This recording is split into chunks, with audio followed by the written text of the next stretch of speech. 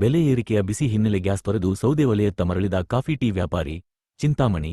ಯುದ್ಧದ ಹಿನ್ನೆಲೆ ಗ್ಯಾಸ್ಗೆ ಬರ, ಅದರ ಜೊತೆಗೆ ದಿನದಿಂದ ದಿನಕ್ಕೆ ಏರುತ್ತಿರುವ ಎಲ್ಪಿಜಿ ಅಡುಗೆ ಅನಿಲದ ದರವು ಸಾಮಾನ್ಯ ಜನರ ಜೇಬಿಗೆ ಕತ್ತರಿ ಹಾಕುತ್ತಿದ್ದರೆ, ಸಣ್ಣಪುಟ್ಟ ವ್ಯಾಪಾರಿಗಳು ಈಗ ಪರ್ಯಾಯ ಮಾರ್ಗಗಳನ್ನು ಹುಡುಕುವ ಅನಿವಾರ್ಯತೆಗೆ ಸಿಲುಕಿದ್ದಾರೆ. ಇದಕ್ಕೆ ತಾಜಾ ಉದಾಹರಣೆ ಎಂಬಂತೆ ಚಿಂತಾಮಣಿ ನಗರದ ಬೆಂಗಳೂರು ಜೋಡಿ ರಸ್ತೆಯ ಕನ್ನಂಪಲ್ಲಿ ವೃತ್ತದಲ್ಲಿರುವ ಒಂದು ಸಣ್ಣ ಟೀ ಅಂಗಡಿ ಮಾಲೀಕರಾದ ನಾರಾಯಣಸ್ವಾಮಿರವರು ಈಗ ಕಾಫಿ ಮತ್ತು ಟೀ ತಯಾರಿಸಲು ಗ್ಯಾಸ್ ಬದಲಿಗೆ ಸೌದೆ ಒಲೆಯನ್ನು ಅಳವಡಿಸಿಕೊಂಡಿದ್ದಾರೆ. ಗ್ಯಾಸ್ ಬೆಲೆ ಭರಿಸಲು ನನ್ನಂತಹ ಸಣ್ಣ ವ್ಯಾಪಾರಿಗಳಿಗೆ ಸಾಧ್ಯವಿಲ್ಲ.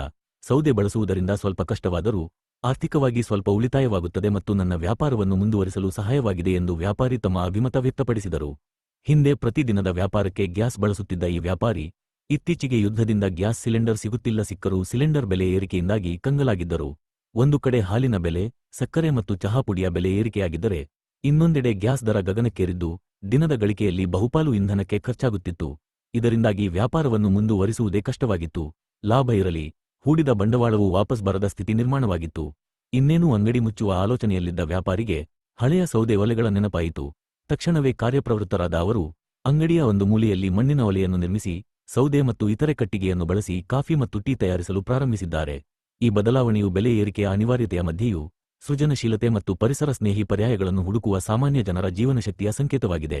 ಆದರೆ ಇದು ಬಡ ಮತ್ತು ಮಧ್ಯಮ ವರ್ಗದ ಜನರ ಮೇಲೆ ಬೆಲೆ ಏರಿಕೆ ಬೀರುತ್ತಿರುವ ಪರಿಣಾಮವನ್ನು ತೋರಿಸುತ್ತದೆ ಎಂಬುದು ಸತ್ಯ. ಗ್ರಾಹಕರಿಗೆ ಹಳೆಯ ನೆನಪು. ಎತ್ತಿ ಒಲೆಯ ಮೇಲೆ ತಯಾರಿಸಿದ ಕಾಫಿ ಮತ್ತು ಟೀ ಕುಡಿಯಲು ಬರುವ ಗ್ರಾಹಕರ ಸಂಖ್ಯೆಯೂ ಹೆಚ್ಚಾಗಿದೆ.